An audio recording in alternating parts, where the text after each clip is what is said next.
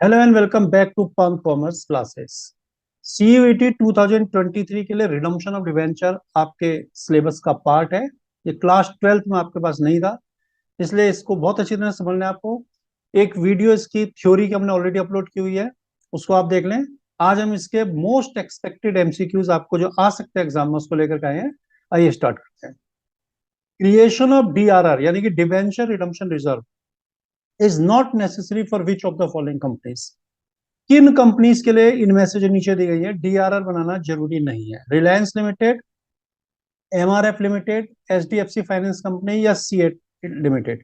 तो देखिए, आपको इसके लिए यह ध्यान होना चाहिए कि डीआरआर बनाने से एग्जम्पशन दी गई है। एक तो ऑल इंडिया फाइनेंशियल इंस्टीट्यूशन को, एक हाउसिंग फाइनेंस कंपनी को, उसके अलावा बैंकिंग कंपनीज को एग्जाम्पशन है, और उसके अलावा कुछ फाइनेंशियल इंस्टीट्यूशंस हैं जो कि रेगुलेटेड होते हैं रिजर्व बैंक ऑफ इंडिया से।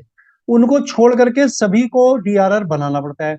तो इसमें केवल H D F C finance company जो है, ये हाउसिंग फाइनेंस कंपनी है, तो ये एग्जाम्पशन हो सकते हैं, इसको एग्जाम्पशन मिल जाएगी डीआरआर बनाने से, बाकी सबको बनाना पड़ेगा। नेक्स्ट है, x limited has 40,000 6% debenture of 100 each outstanding on 31st March 2023. It wanted to redeem 60% of its debenture. What minimum amount should it transfer to DRA according to Rule 18 subsection 7C of Companies Act? देखिए, 40,000 debenture है और 100 रुपए का एक है, तो total debenture कितने हो गए? सॉरी, यहाँ देखिए 40 लाख के हो गए। अब आपको ध्यान ये रखना पड़ेगा कि डीआरआई यानी कि डिवेंचर रिडम्पशन इन्वेस्टमेंट आपको टोटल अमाउंट पे नहीं बनाना होता 40 लाख पर। यानी कि जितना जितना टोटल डिवेंचर आउटस्टैंडिंग उतने पे नहीं बनाना। यहाँ 40 लाख आउटस्टैंडिंग है, 40 लाख पे नहीं। जितने आपने रिडीम करने हैं, रिडीम आपने 60% करने हैं, तो इसका 60% करना है तो 2 जीरो आप कैंसिल कर दें, तो 4 जीरो बच गई। ये 1% हो गया 40,000, इसको 60 से इंटू करें 60% आ जाएगा। तो 1 2 3 4 5 जीरो और 6 4 जा 24। तो 24 लाख डिवेंचर हमने रिडीम करने हैं। इसका 15% बनाना पड़ेगा, तो 1 जीरो हटाएंगे तो ये 2,40,000 हो गया, 10%। इसका आधा कर देंगे 120, तो ये 5% हो जाएगा। दोनों जुड़ के 360 15% हो जाएगा। तो आंसर आएगा बी, 3,60,000 आपको डीआरआई बनाना पड़ेगा। नेक्स्ट है, creation of DRR is obligatory for. किन के लिए डीआरआर बनाना कंपलसरी है, मैंडेटरी है, नेसेसरी है? Convertible debenture, non convertible debenture, none of this, both of this. तो देखिए, जो कन्वर्टिबल डिवेंचर है इनको तो बनाना जरूरी नहीं होता, क्योंकि ये अदर फॉर्म्स ऑफ सिक्योरिटी में कन्वर्ट हो जाते हैं। तो नॉन कन्वर्टिबल डिवेंचर को बनाना जरूरी है। नेक्स्ट है, which of the following is not a source of finance for redemption of debenture. में से कौन सा रिडम्पशन ऑफ डिवेंचर का सोर्स ऑफ फाइनेंस नहीं है? Fresh issue of share, capital, profit, money realise from sale of building. यानी building बेच के जो पैसा आएगा उसको आप डिवेंचर रिडीम करने में यूज नहीं कर सकते। According to section 71(4) of Companies Act 2013 and the guidelines issued by SEBI, debentures can be redeemed out of capital equal to। देखिए, डिवेंचर कैपिटल में से कितने रिडीम हो सकते हैं? तो देखिए, इसमें थोड़ी कंफ्यूजन थी अभी कि पहले ये जो है, जब शुरू में 2013 में एक्ट बना तो उस समय इन्होंने कहा 50% डीआरआई आपको बनाना पड़ेगा, तो यानी कि कैपिटल से 50% हो गए। फिर इसको रिवाइज किया उन्होंने 2014 में कि 25% बनाना पड़ेगा, यानी कि कैपिटल से 75 हो सकते हैं। जितना डीआरआर बनाना पड़ेगा, डिवेंचर रिडम्पशन रिजर्व बनाना पड़ेगा जितना, उतना आपको प्रॉफिट से करना पड़ता है, तो बाकी कैपिटल से हो सकता है। लेकिन 2019 पे जाकर के उन्होंने फिर रिवीजन किया और कहा कि 10% डीआरआर आप बना सकते हैं, मैक्सिमम इतना आप बना लें कम से कम, तो आप रिडीम कर सकते हैं। यानी कि 10% प्रॉफिट से तो 90% आप कैपिटल से रिडीम कर सकते हैं आज के हिसाब से। जो अभी फिलहाल है, ये पहले चैप्टर कोर्स में 3 4 साल से नहीं है। जो पुराने रूल थे उसमें यही दिया होता है कि 25% डीआरआर बनाना पड़ता है। लेकिन अब रिवाइज हो गया है और 10% डीआरआर आप बनाएं और डिवेंचर रिडीम कर सकते हैं। तो 10% जितना डीआरआर बनाओगे वो प्रॉफिट से होगा, बाकी कैपिटल से। तो यानी कि मैक्सिमम आप 90% डिवेंचर जो है वो कैपिटल से रिडीम कर सकते हो। विच of the following is not a method of redemption of debenture. इनमें से कौन सा एक रिडम्पशन का मेथड नहीं है? Conversion, purchase from open market, sale to underwriter, redemption by instalment. तो ये देखो, कन्वर्जन भी है, परचेज फ्रॉम ओपन मार्केट भी है, रिडम्पशन बाय इंस्टॉलमेंट भी है, सेल टू अंडरराइटर नहीं है। आप अंडरराइटर को सेल करके डिवेंचर को रिडीम नहीं कर सकते। नेक्स्ट है X Limited wants to redeem its 6% debenture on 15th Jan 2023. According to SEBI guidelines, it has to create DRR on or before.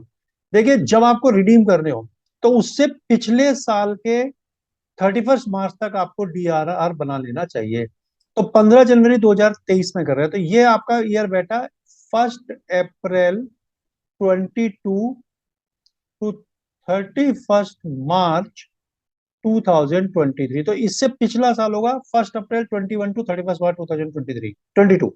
तो 31 मार्च 2022 यानी कि पिछले साल की 31 मार्च ये हो गई, यहां तक आपको DRR बना लेना चाहिए। नेक्स्ट आएगा आपका कि अल्फा लिमिटेड है 9,006% debenture of 100 each outstanding for redemption. It decided to redeem these debentures in instalment. When and how much amount of DRR will be transfer to general reserve. देखिए, जब debentures instalment में redeem होते हैं तो आप हर redemption के बाद proportionate amount DRR का जनरल रिजर्व में ट्रांसफर कर सकते हैं। अगर लमसम में तो एक साथ हो जाएगा, अगर आप इंस्टॉलमेंट में कर रहे हैं तो प्रोपोर्शनेट होगा। तो आपका दिया हुआ है full amount on final redemption, full amount after first instalment, proportionate amount after each instalment, none of this. तो इसका आंसर होगा C, proportionate amount after each instalment. हर इंस्टॉलमेंट के बाद उसका प्रोपोर्शनेट अमाउंट आप जो है वो DRR से जनरल रिजर्व में ट्रांसफर कर सकते हैं। Bajrangi Limited wants to redeem 5,008% debenture of 50 each by converting them into equity share of 100 at a premium of 25. How much DRR should be created before redemption according to SEBI guidelines? देखिए, अब क्या दिया answer, 50,000, 62,500, 125 deal. तो इसमें आप transfer कर रहे हैं, इसको कन्वर्ट कर रहे हैं बाई सॉरी, आप रिडीम कर रहे हैं by converting them into equity share. आप इनको कन्वर्ट कर रहे हैं इक्विटी शेयर में। तो जब कन्वर्जन से रिडम्पशन होता है तो आपको कोई DRR बनाने की जरूरत नहीं होती। देखिए, नेक्स्ट है Rama limited wants to redeem its 6% debenture of 8 lakh at a premium of 20%। It has a balance of 45,000 in its DRR। How much amount should it transfer to DRR before redemption? 8 lakh रुपए के debenture हैं और इसको redeem करना है premium पर।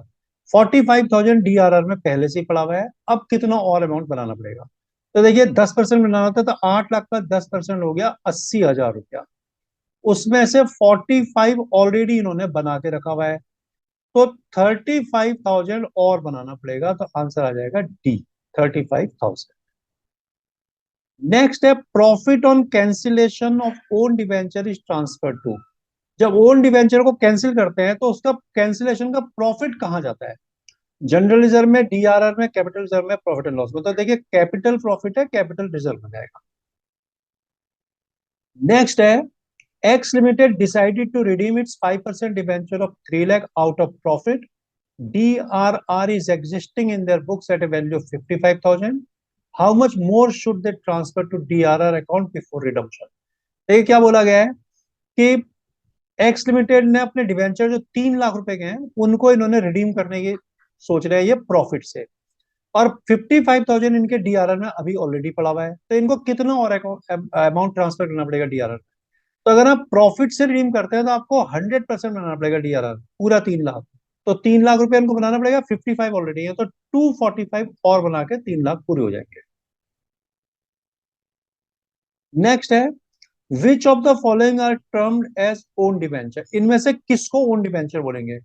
Debenture issued to public, debenture issued to board of directors, purchase of own debenture from the open market and keep them as an investment, debenture issued to promoters. तो ये C आएगा, purchase of own debenture from the open market and keep them as investment. अगर आप अपने ही debenture market से purchase करके उसको अपने पास एज एन इन्वेस्टमेंट रख लेते हो तो उसको ओन डिवेंचर बोला जाएगा। Premium paid on redemption of debenture as, देखिए प्रीमियम जो हम डिवेंचर के रिडम्पशन पर देते हैं वो क्या है? Real, personal account, nominal account या नन ऑफ दिस। तो जो हम प्रीमियम पे करेंगे रिडम्पशन पर वो हमारा एक एक्सपेंस होगा, और जो एक्सपेंसेस और इनकम होते हैं नॉमिनल अकाउंट में कवर होते हैं, तो इट मींस ये नॉमिनल अकाउंट होगा।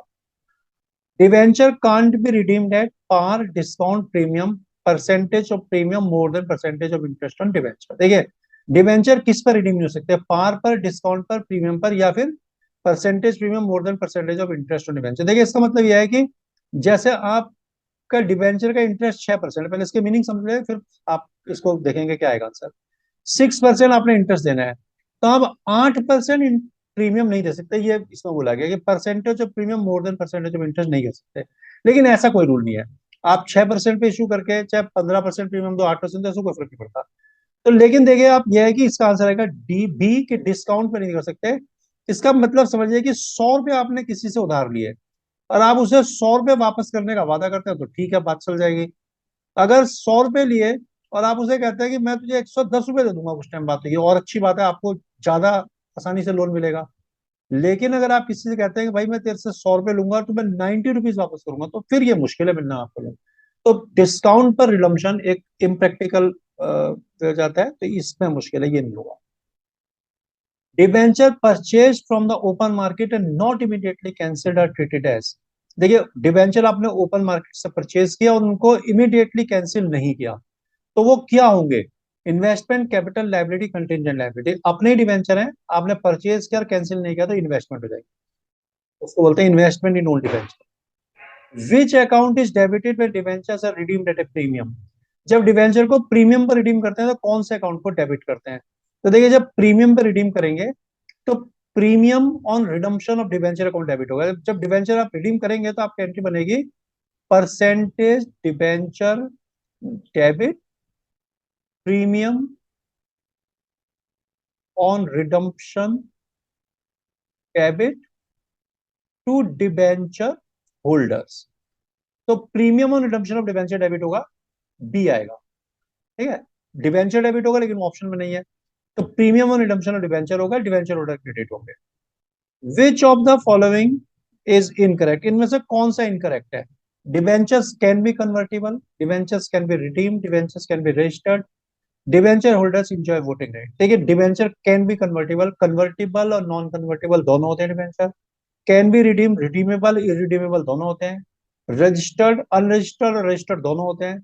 Debenture holders enjoy voting right, ये गलत है, क्योंकि वोटिंग राइट केवल इक्विटी शेयर एंजॉय करते हैं, प्रेफरेंस शेयर को भी वोटिंग राइट्स नहीं होते। विच account is credited when debenture redemption investment account is encash. जब डिबेंचर रिडम्पशन इन्वेस्टमेंट अकाउंट को एनकैश करते हैं तो कौन सा अकाउंट आपका क्रेडिट होगा? तो देखिए आप क्या एंट्री करेंगे जब आप डिबेंचर रिडम्पशन अकाउंट को एनकैश करेंगे, तो आपके पास पैसा आएगा जब आप इन्वेस्टमेंट को सेल करोगे। तो cash account, bank account debit, पैसा आ रहा है, डेबिट पर कम सेल, और डीआरआई आपके पास से चला जाएगा, तो डीआरआई अकाउंट। तो क्रेडिट क्या हो रहा है? डिबेंचर रिडम्पशन इन्वेस्टमेंट अकाउंट, ये आएगा आंसर। लास्ट है इसमें question, why do companies purchase and cancel their own debenture. Company अपने ही डिवेंचर को परचेज करके कैंसिल क्यों कर देती है? देखिए इसका रीजन ये है, आपको पहले ऑप्शन देख लो क्या है, to collect finance, to take advantage of falling prices, for investment, none of this.